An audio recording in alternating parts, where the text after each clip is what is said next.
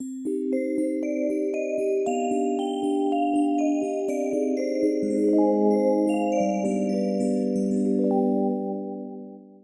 welcome to another Woohoo Wednesday. I'm Little Woo, and I'm here to address another life question that I've received. This week's question is, why am I continually accused of things I haven't done? Is it my fear, my energy, my attitude, my persona? Why is this happening? I don't understand it. The first thing I'll talk about is ask yourself, what does a human being do when they are falsely accused?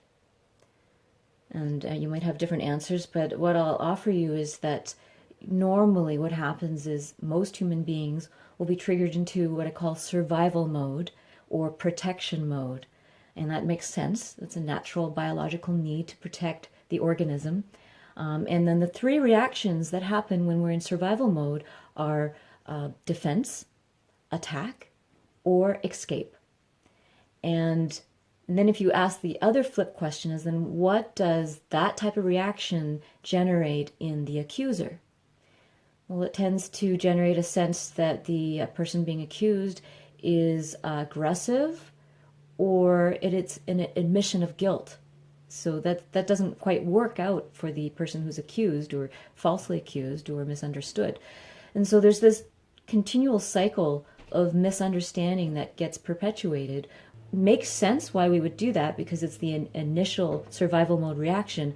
But because we are evolving with more complex understandings, then we need to use our neocortex and not just rely on our reptilian reaction, our reptilian brain, the old brain reaction, which, is helpful in some cases, but generally in more complex situations where there's like a metaphorical attack or a verbal misunderstanding that's happened, that kind of reaction is not going to be very helpful.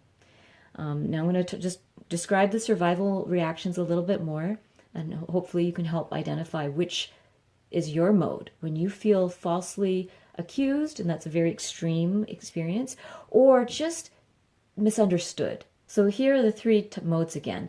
If you tend to be very defensive, then you'll notice a pattern of being in explanation mode. So that can be a more sophisticated version of defending with fists or blocking up with a wall, but it is a way of defending is, well, I'm going to just explain my point of view, and I'm going to learn to be better at articulating, and I'm going to be better at tracking things so that I can prove things. So like being really evidence focused, where you're constantly trying to defend yourself with more facts and more evidence, even though that is useful to have facts and evidence.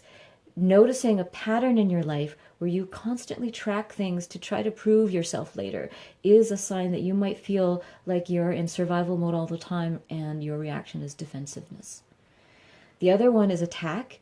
If you find that you are responding to misunderstandings or accusations by being very aggressive, and you tend to have very strong opinions, and you might be very judgmental because you feel like you live in a world where you're so easily misunderstood that it's really important for you to have a super strong and clear and in-your-face confrontations or beliefs, because you don't want to be misunderstood.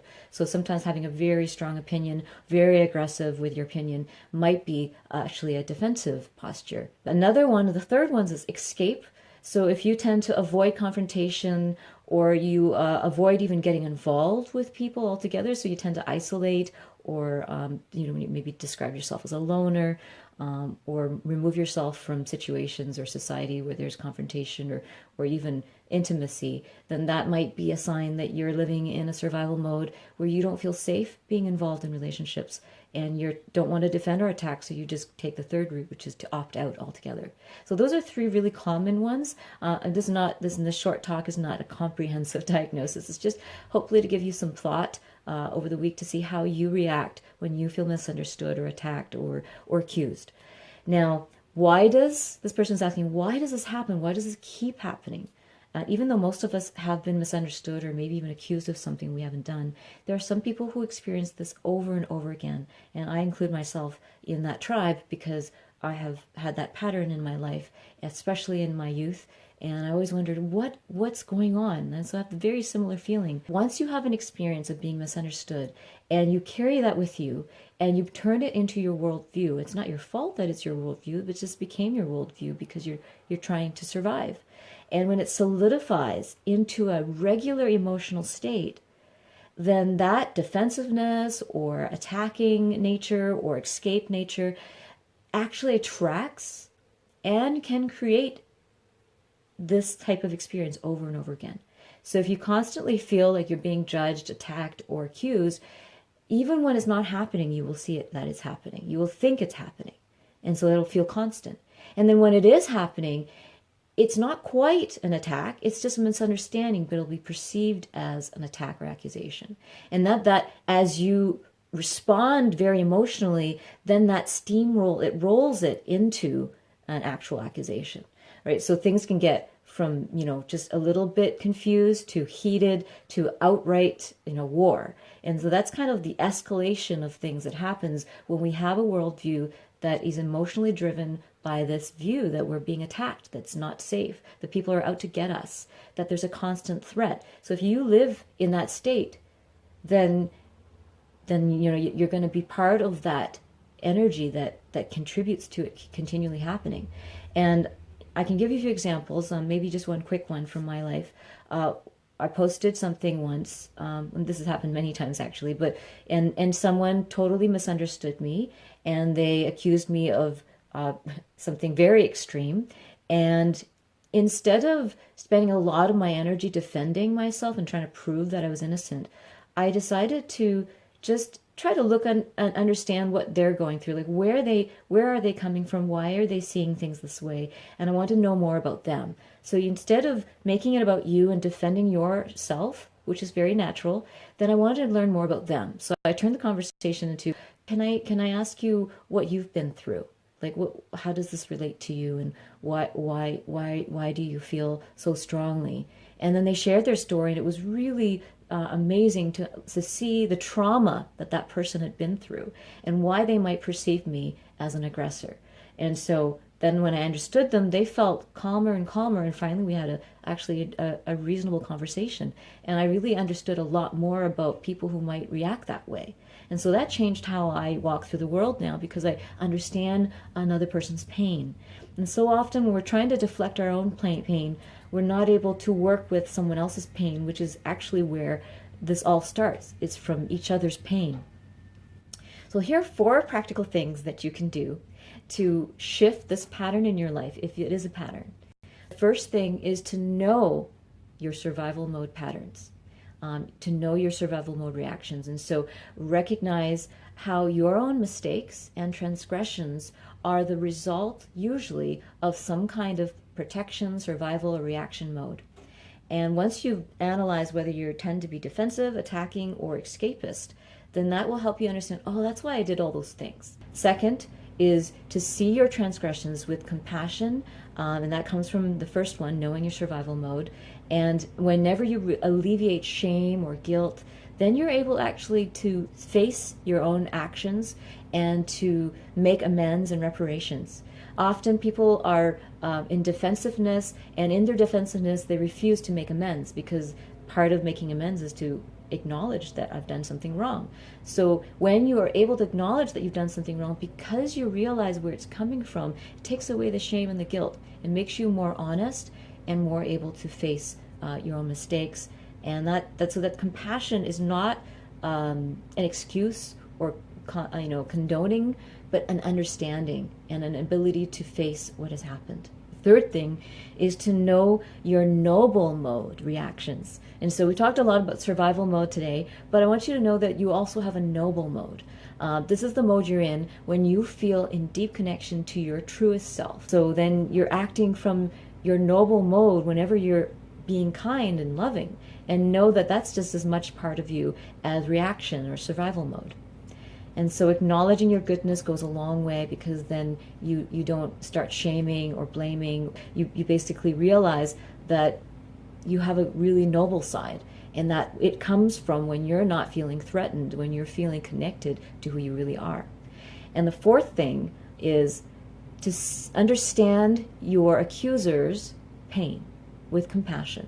And so I've talked about that in the example. So that's the fourth step to shift this pattern, is whenever you're accused, you know, you've already been practicing self-compassion, you've been practicing understanding your own goodness. And the last step is to really understand that the same thing goes for your accuser, that they also have a noble mode and they also have a survival mode. Take time to say, what is their pain? How can I learn to understand it?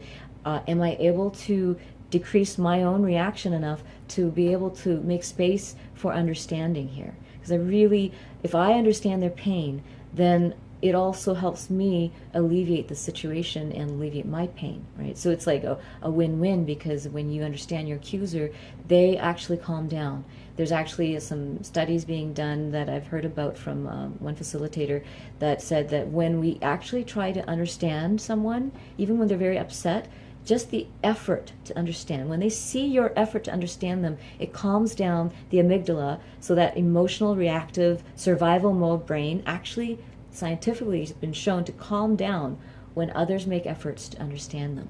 You may not be getting them quite yet, but you're trying to. And how do you try? You ask questions that are about curiosity and openness to learn. You're not making judgments, but you're listening. You're trying to reach out and build a bridge, and those efforts make a difference. And so all these steps hopefully will be practiced by anyone who is recognizing that there is a pattern of accusation or misunderstanding in their life, and that's not because the world is a hateful place, and it's not because people are constantly out to get you. And it's not because you're bad or that you're wrong. It's just that everyone's gotten into survival mode, and that's happening out in the world today. And I see it as I, check what's going on in the news, what's going on south of the border. There's a lot of accusations, and there's a lot of reaction, there's a lot of survival mode, and it all makes sense, and we're all humans and we're all trying to survive. But let's take this step to calm down our reactions, take a deep breath, and try to understand where everyone's pain is coming from. So hopefully this talk has helped you today, and feel free to send me your questions for future Woohoo Wednesday videos to treasures@littlewoo.org. And you can see archives of all my talks on my website, littlewoo.org. And also I work with people one-on-one to help them shift these kinds of patterns and to really anchor that practice of compassion that will change the world. And we need it right now. We really need more compassion, not just the willingness to react, but the willingness to understand each other. I'm going to send you blessings for your week, and hope you have some inspiration as we face world events with thoughtfulness, with consciousness, and with love. Mwah.